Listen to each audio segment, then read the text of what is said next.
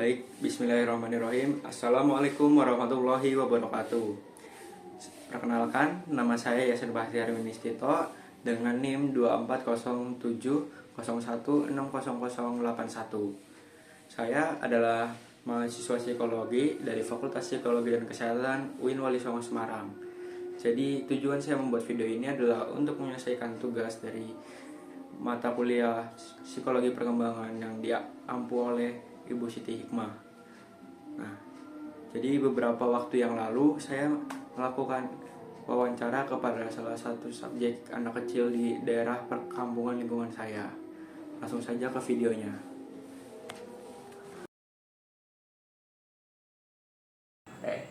Boleh kenalan dulu siapa namanya? Nama saya Zaki.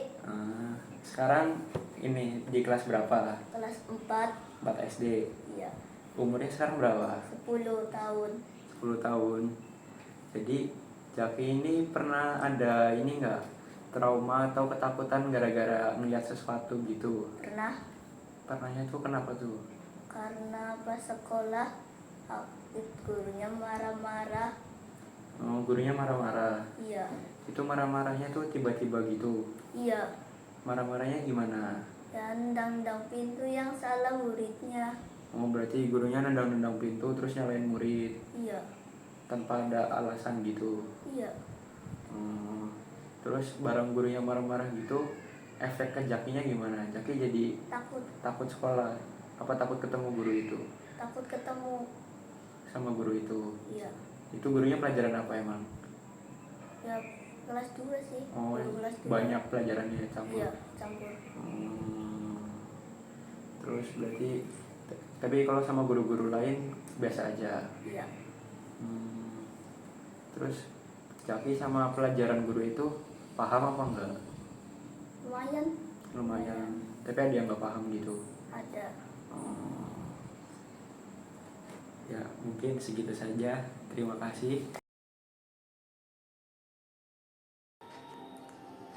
Baik, tadi itu adalah hasil video dari wawancara saya kepada salah satu anak di desa saya. Jadi dapat diketahui bahwa anak itu mendapatkan ancaman ketika di sekolah dikarenakan guru yang marah tanpa sebab. Dan ternyata setelah saya menelusuri lebih dalam tentang guru tersebut dari orang tua murid, dapat diketahui bahwa memang orang guru tersebut sudah memiliki usia yang sudah sangat lanjut dan memiliki beberapa masalah di kesehatannya ataupun di fisiknya, dan juga dia sedang memiliki masalah dengan keluarganya sehingga membuat dia lebih gampang marah.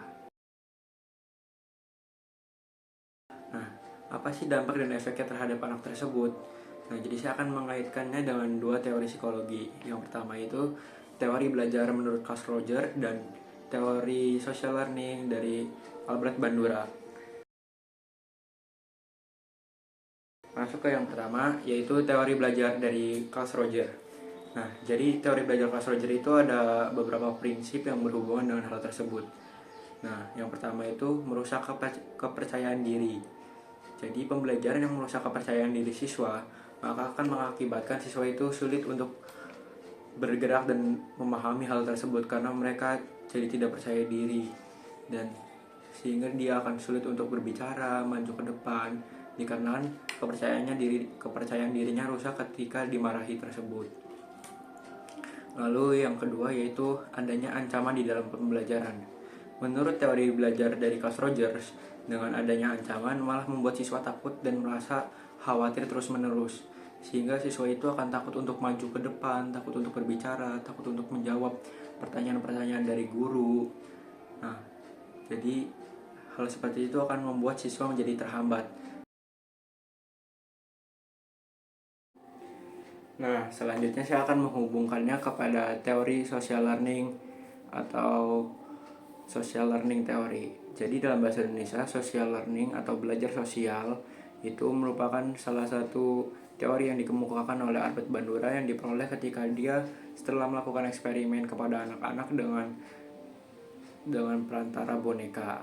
Nah, hasilnya itu bahwa manusia ataupun anak-anak dapat belajar dari lingkungan sosialnya melalui 4 tahapan, yaitu yang pertama observasi, retensi, imitasi, dan modeling. Nah, secara garis besar ini, social learning theory itu mengatakan bahwa belajar melalui lingkungan sosial itu akan sangat berpengaruh terhadap perkembangan anak. Nah, jadi anak-anak itu akan mengobservasi ketika dia melihat suatu kejadian, contohnya kejadian tadi, ketika seorang guru yang tiba-tiba marah dan menendang-nendang pintu. Nah, seorang anak itu melihat dan mengobservasi hal tersebut, dan dia akan menilai bahwa hal itu akan bernilai positif ataupun negatif.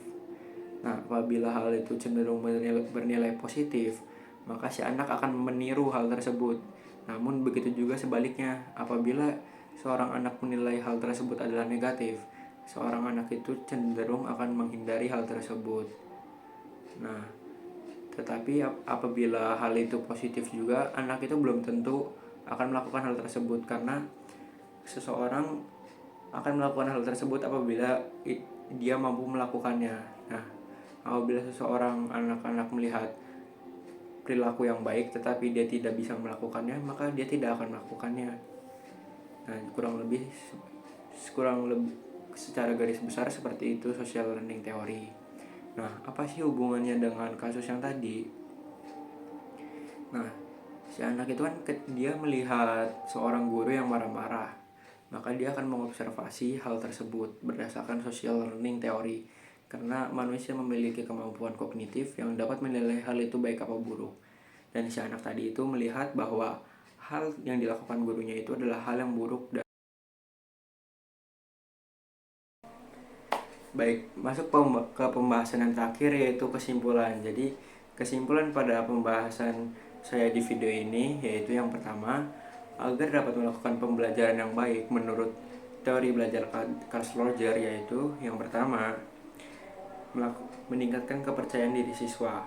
Nah, pembelajaran yang meningkatkan kepercayaan diri siswa itu akan sangat amat membantu siswa itu agar dia bisa melakukan kreativitas dan dapat berkembang lebih jauh. Dan juga yang kedua yaitu mengurangi ancaman di dalam pembelajaran.